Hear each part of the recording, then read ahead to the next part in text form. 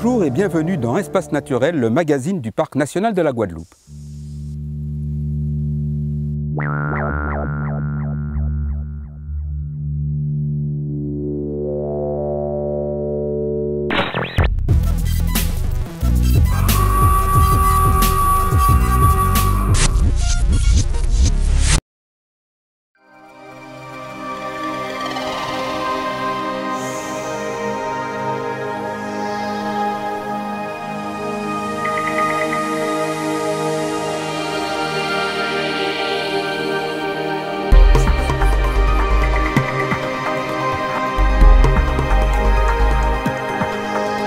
La vie offre la nature à la symphonie du temps.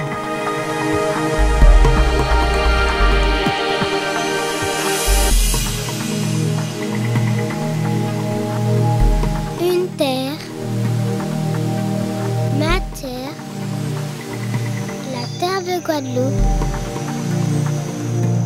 Je la regarde, je la découvre.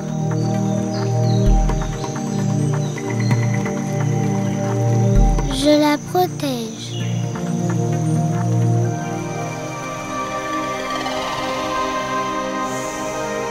Chaque jour, les agents du Parc national de la Guadeloupe veillent à préserver la richesse de la biodiversité de l'archipel guadeloupéen.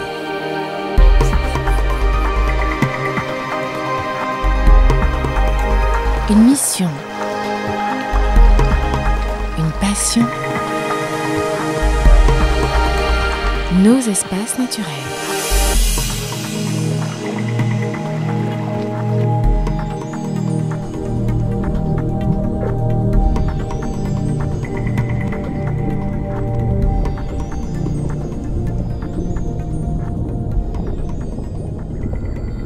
Bienvenue dans l'émission Espace Naturel, le magazine du Parc National de la Guadeloupe. Au sommaire d'Espace Naturel ce mois-ci, le grand cul-de-sac marin et les milieux humides du littoral. Pour nous en parler, un habitué des lieux, Xavier Deloup, chef du secteur marin du Parc National qui, avec son équipe, parcourt les lieux depuis maintenant plus de 20 ans. Forêts marécageuses, mangroves, herbiers sous-marins, récifs coralliens qui se développent ici n'ont plus de secret pour lui. Nous aurons les infos pratiques, l'agenda du mois et les espaces de vie. Thème du jour, le grand cul-de-sac marin donc et les milieux humides du littoral.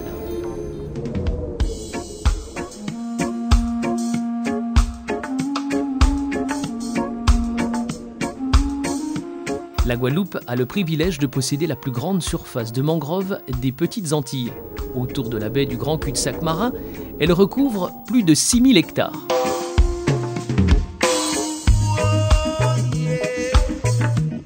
Cet écosystème constitue un réservoir de biodiversité particulièrement riche.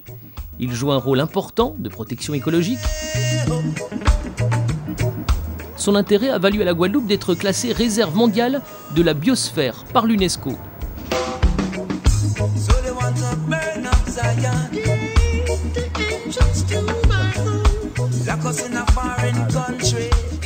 Notre guide ce mois-ci est donc Xavier Deloup, chef du secteur marin du PNG. Alors Xavier, quelles sont les caractéristiques d'une mangrove ? Alors, les milieux humides du littoral guadeloupéen sont déjà très riches et très variés. On a la chance d'avoir une grande superficie de mangroves en Guadeloupe, une forêt marécageuse qui est très riche, qui est exceptionnellement riche dans la Caraïbe, avec de grandes superficies également. Et puis les prairies, les marais et les marais humides à coupantes ou à cypéracées.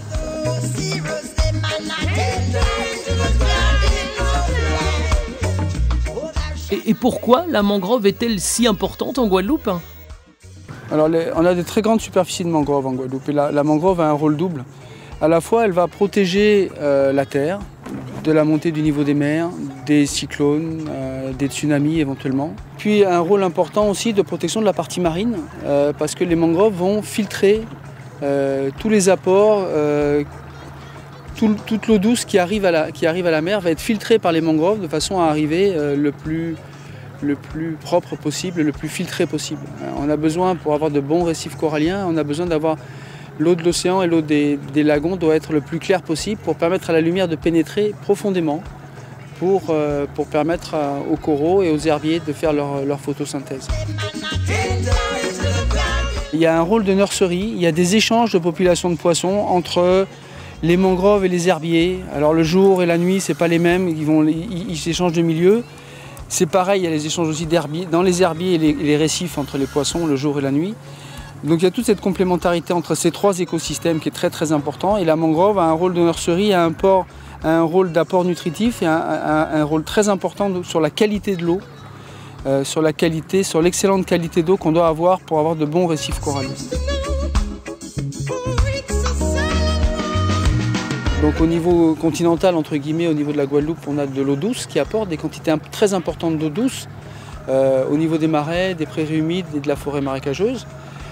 Dans la mangrove, on a de l'eau saumâtre ou de l'eau salée, et puis on a l'eau salée de l'océan ou des lagons. Et ces masses d'eau se déplacent, sont en circulation entre ces différents milieux et contribuent à apporter les éléments nutritifs et à contribuer à l'enrichissement de ces différentes zones. Voilà pourquoi il est important, dans les menaces qui pèsent, de faire attention à tout ce qui va perturber la bonne circulation de l'eau, que ce soit dans les mangroves ou dans les forêts marécageuses. Parce que si en construisant une route à travers une forêt marécageuse, si en remblayant un bout de mangrove, on va en fait peut-être pas perturber une grande superficie du milieu naturel en lui-même, on va perturber la circulation de l'eau et qui va avoir des conséquences qui peuvent être très importantes à une distance très éloignée du point des travaux, même si ce sont des petits travaux. Et on peut contribuer comme ça à asphyxier une mangrove ou une forêt marécageuse. Vous pouvez nous expliquer ce qu'est le classement Ramsar? Depuis quand existe-t-il et pourquoi d'ailleurs? Alors Ramsar, c'est une ville en Iran et il y a une convention qui porte le nom de cette ville en Guadeloupe. Donc la Guadeloupe est reconnue au nom de Ramsar, la baie du Grand Cul-de-Sac marin, depuis 1994. Et c'est une reconnaissance internationale qui engage la France en fait, à protéger les milieux humides avec pour objectif les oiseaux migrateurs et les oiseaux d'eau. Voilà, donc c'est un label de qualité pour nos milieux humides, donc c'est un engagement qu'on prend vis-à-vis de la communauté internationale de protéger nos zones Ramsar pour les oiseaux migrateurs et les oiseaux d'eau. Un label qualité pour notre mangrove donc, et un engagement que l'on pourra tenir grâce au rôle d'éco-citoyen que nous avons tous. Le chef du secteur marin au Parc national de Guadeloupe, Xavier Deloup, s'y est engagé. C'est déjà l'heure de l'agenda. Pour ce mois de janvier, la remise en état du sentier de la boucle des étangs entre Gourbert et Capesterre-Belle-Eau, la réparation de la passerelle d'accès à la deuxième chute du Carbet et la rénovation des aires de pique-nique de Bras-David et Petit Bras-David. Dès ce mois de janvier sont aussi relancées les opérations de réhabilitation écologique du littoral, de Duchet à Bouillante et de Sainte-Marie à Capesterre-Belle-Eau. Pour tout renseignement, guadeloupe-parcnational.fr 05 90 808 600.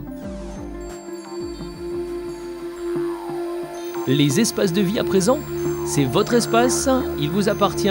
Alors, une mangrove, c'est quoi?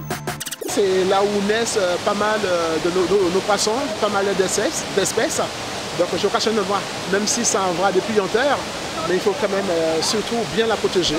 Une mangrove, c'est là où il y a de l'eau et puis des animaux qui sont on va dire, qui sont peut-être en voie de disparition. C'est pour préserver la nature et toujours conserver ces animaux qui commencent à se faire rares. C'est comme une mer, mais il y a les poissons qui viennent faire comme si c'était un hôpital. Ce sont des plantes qui viennent de... Oui, ce sont des plantes qui sont en bordure de rivières et qui prennent un peu plus d'ampleur tous les jours, régulièrement. À quoi ça sert? Oui, ça a certainement un intérêt pour l'écologie, pour la nature, pour préserver peut-être les poissons, les choses comme ça. Ah, les moustiques. La mangrove sert à tous les animaux, à protéger tous les animaux aquatiques a priori, à renouveler les espèces, je suppose également. On a des animaux qui sont c'est une chaîne, endémiques, c'est ça, qui sont propres à la Guadeloupe, qui se reproduisent dans cette mangrove avec les des arbres palétuviers. Ça existait, avant, on allait chercher des écrevisses. Maintenant, il n'y a plus ça. Alors, je pense que la mangrove, quelque part, contribue à l'écosystème dans la mesure où les écrevisses et la biotope, je sais pas, peut se cacher dans les racines et que ça a une vraie, on va dire, un vrai rôle dans la chaîne, voilà. Ça sert à vendre des crabes. C'est la base de la naissance de certains animaux, quoi. Donc, c'est clair qu'à la base, il faut déjà protéger à la base pour pouvoir avoir toute espèce d'animaux, quoi, etc. C'est où il y a des... Comment dire ça La mangrove, en général, ça sert en général à favoriser la production en fait, des poissons. C'est un lieu de ponte, c'est-à-dire ils viennent à cet endroit-là parce que l'eau est plus calme. Et donc ils vont pondre à cet endroit-là et puis par la suite les poissons quand ils vont naître en fait, ils vont clore, ils vont repartir dans la mer, quoi. Allez tout de suite, les infos pratiques.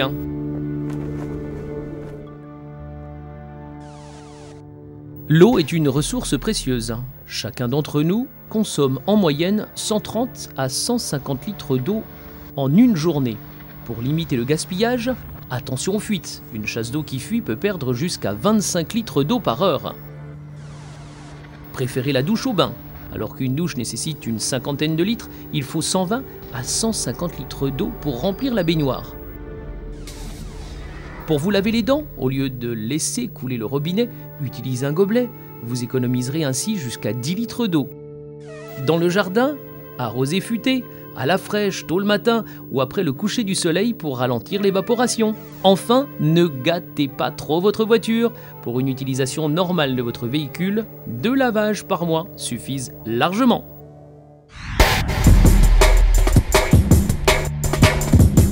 Fin de l'aventure en milieu humide pour ce mois-ci dans Espace Naturel. Notre nature est exceptionnelle, mais fragile, alors pensez à la préserver. Ce sont nos enfants qui nous diront merci. Salut!